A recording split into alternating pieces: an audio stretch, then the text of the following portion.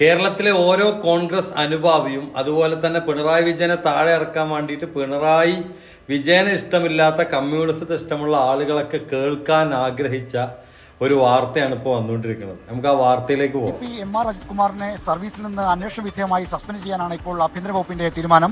ആഭ്യന്തര സെക്രട്ടറിയുടെ ശുപാർശ പരിഗണിച്ചുകൊണ്ടാണ് ആഭ്യന്തരമന്ത്രി രമേശ് ചെന്നിത്തല സസ്പെൻഡ് ചെയ്യാനുള്ള തീരുമാനം എടുത്തിരിക്കുന്നത്.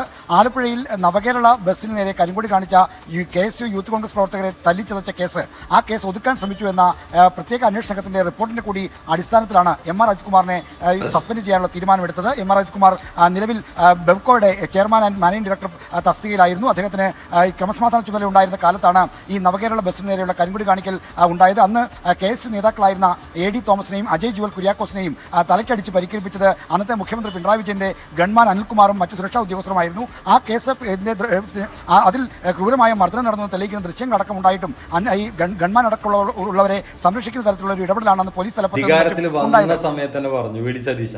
അധികാരത്തിൽ വന്ന സമയത്ത് എന്താ പറഞ്ഞ്, ഞങ്ങളൊന്നും മറക്കൂല, ഞങ്ങളെ മക്കളെ നേരെ കൈവച്ച ഒരാളെയും ഞങ്ങൾ മറക്കൂല. അത് അക്ഷരം പ്രതി അതുപോലെ തന്നെ. ഇതൊരു പാർട്ടി പകപോക്കലൊന്നുമല്ല. അന്ന് ഇത്തരത്തിലുള്ളൊരു പ്രവൃത്തി ചെയ്തിട്ട് ആ പ്രവൃത്തി അത് സംരക്ഷണം ഒരുക്കിയതാണ് അവർക്ക് എന്ന് പറഞ്ഞു കഴിഞ്ഞ മുഖ്യമന്ത്രി, അതിനെ ചുക്കാൻ പിടിച്ച ADGP, ഇവർക്കെതിരെയൊക്കെ ഉള്ള നല്ല ശക്തമായ താക്കീതായിട്ടാണ് ഇത്തരത്തിൽ. അന്ന് ഷാഫി പറമ്പിൽ പറയുന്നുണ്ട്, എന്നും പിണറായി വിജയന്റെ അധികാരത്തിലാണ് കേരളം എന്ന് കരുതണ്ട എന്നുള്ളത് വ്യക്തമായിട്ട് പറയുന്നുണ്ട്. ശരിക്കും പറഞ്ഞു കഴിഞ്ഞാൽ ഇത്തരത്തിലുള്ള കാര്യങ്ങൾക്ക് ഇത്തരത്തിൽ തന്നെ മറുപടി കൊടുക്കണം. ഇതൊരു രാഷ്ട്രീയ പകപോക്കലൊന്നുമല്ല.